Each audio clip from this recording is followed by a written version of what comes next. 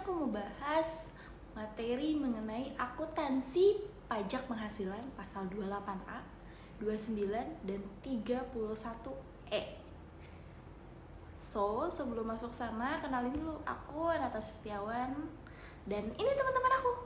Wait, nomor 5 aku ketinggalan. 221011 dan ini teman-teman aku. Halo guys, perkenalkan nama aku Adinda Fazia Salsabila dari kelompok 5. Oh iya, NIM aku yaitu 221011 201886. Halo semuanya, perkenalkan nama aku Dina Zakira Rekso Atmojo. Kalian bisa banget panggil aku Dina. Terus NIM aku 221011200765. Assalamualaikum warahmatullahi wabarakatuh. Perkenalkan, nama saya Sylvie Damayanti dari kelompok 5 dengan NIM saya 221011201498. Nah, di video kali ini aku dan teman-teman akan menjelaskan mengenai akuntansi pajak penghasilan pasal 28A, 29 dan 31E. Materi yang pertama itu mengenai PPh pasal 28A. Apa sih yang dimaksud dengan pasal 28A?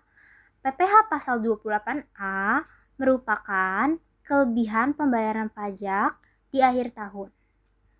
Pelaporan pajak penghasilan 28 yang kelebihan bayar, maka kelebihan tersebut harus dikembalikan kepada wajib pajak atau diakumulasikan kepada pajak di tahun berikutnya.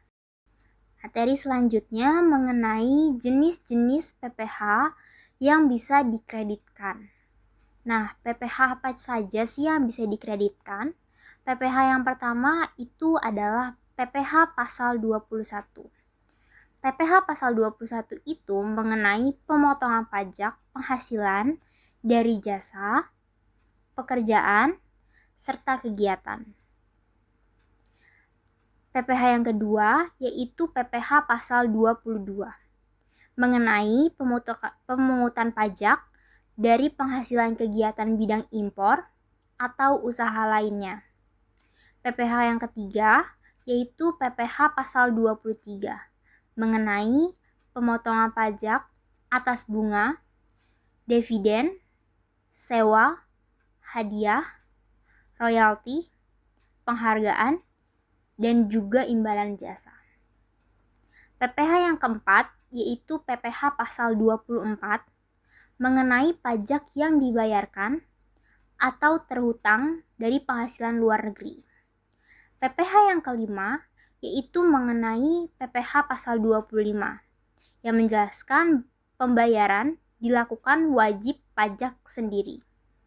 Dan PPh yang terakhir adalah PPh pasal 26 mengenai pemotongan pajak. Saya akan menjelaskan tentang tarif PPh 28A, PPh pasal 29 dan batas waktu PPh 29. Yang pertama itu ada tarif PPh 28A sesuai dengan ketentuan pada Undang-Undang HPP atau Harmonisasi Perpajakan. Dijelaskan bahwa untuk tarif PPh pada pasal 28 sebesar 22%. Aturan tersebut akan diberlakukan pada tahun 2022, sehingga untuk tahun ini tarif yang akan dibebankan pada pajak adalah sebesar 22% tersebut. Yang kedua ada PPh pasal 29. PPh pasal 29 adalah pajak penghasilan kurang bayar yang terdapat dalam SPT tahunan PPh.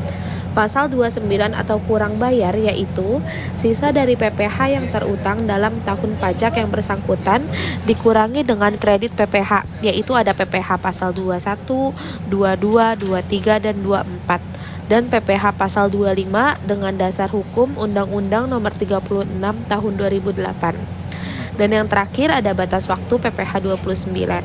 Batas waktu pembayaran WP orang pribadi terkait kekurangan pajak di PPh pasal 29 yaitu paling lambat akhir Maret atau setelah tahun pajak berakhir.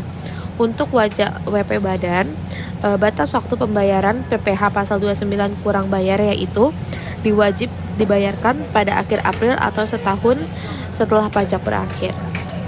Selanjutnya saya akan membacakan tarif PPh pasal 29 untuk cara perhitungannya. Yang pertama ada untuk wajib pajak pribadi. Sebelum masuk ke perhitungannya, kita harus menghitung dulu PPh pasal 25 yang sudah dilunasi. Caranya 0,75 dikali dengan penghasilan dan dibagi oleh omset per bulannya.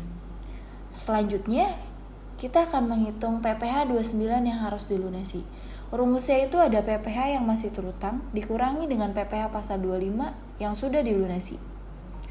Dan untuk wajib pajak badan, PPh 25 yang harus dilunasi, caranya adalah PPh terutang tahun ini dikurangi dengan PPh terutang tahun sebelumnya. Selanjutnya, saya akan membacakan PPh pasal 31E.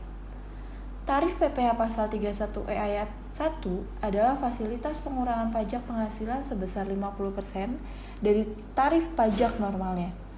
Pengenaan pajak penghasilan dengan tarif sesuai pasal 31 ayat 1 diperuntukkan untuk wajib pajak badan dalam negeri dengan pendapatan tertentu.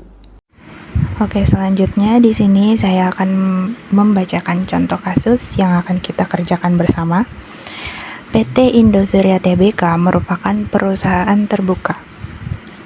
Pada tahun 2019, total saham publiknya sebesar 45%. Memiliki peredaran bruto senilai 250 miliar. Dengan laba komersial sebesar 75 miliar. Biaya yang menjadi pengurang terdapat biaya pinjaman sebesar 2,5 miliar.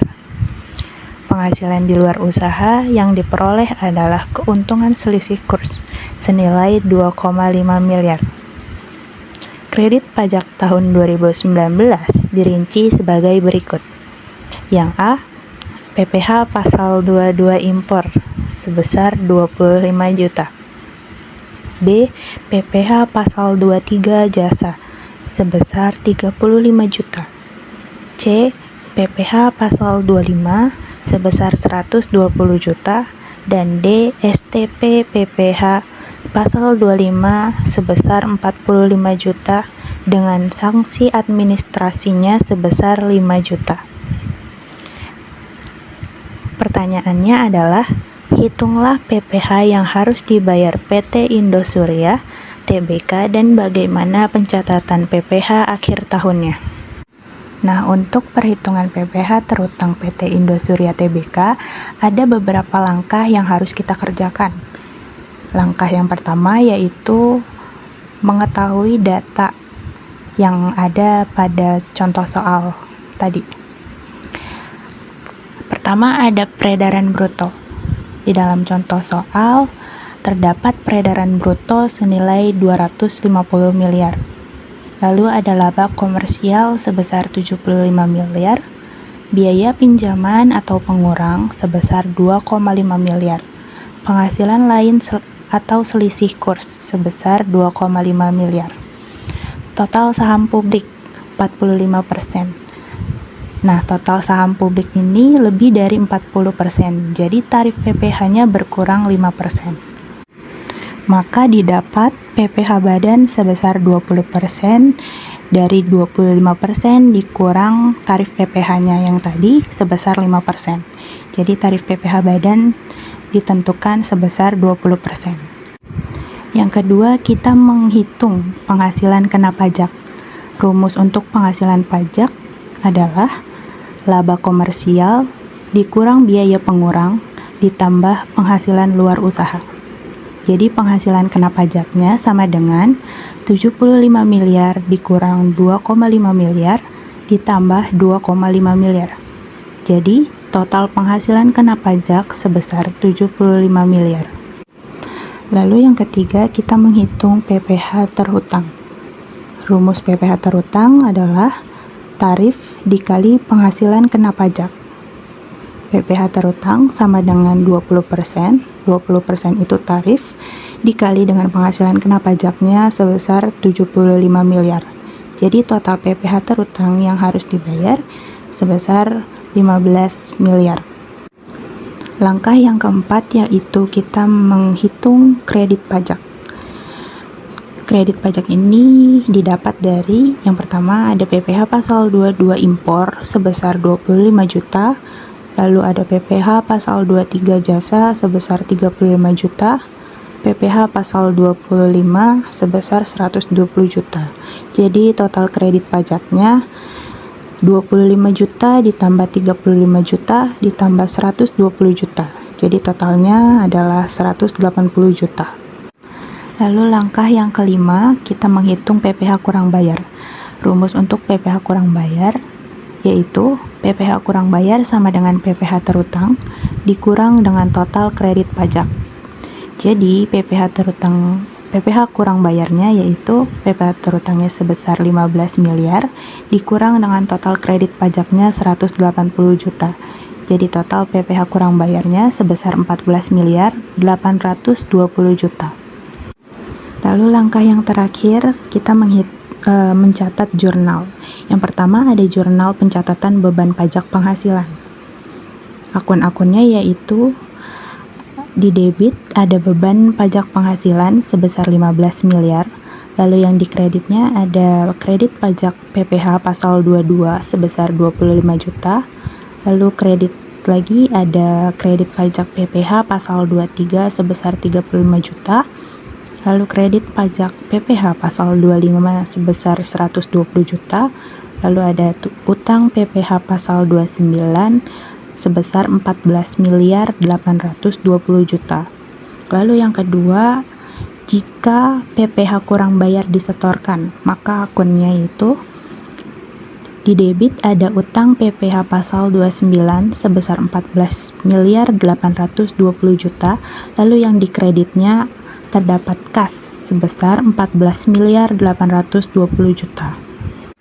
Nah, seperti itulah cara kita menyelesaikan contoh kasus pada PT Indosurya Tbk. Kesimpulannya yaitu akuntansi pajak penghasilan pasal 28A, 29, dan 31E merupakan aspek penting dalam pencatatan keuangan perusahaan yang berkaitan dengan kewajiban pajak. PPh pasal 28A mengatur tentang kelebihan pembayaran pajak yang dapat direstitusi atau dikompensasikan. Sedangkan pasal 29 berfokus pada pajak kurang bayar yang harus dilunasi berdasarkan hasil perhitungan akhir tahun. Pasal 31E memberikan fasilitas berupa pengurangan tarif pajak bagi wajib pajak tertentu seperti UMKM dengan peredaran bruto hingga 4,8 miliar.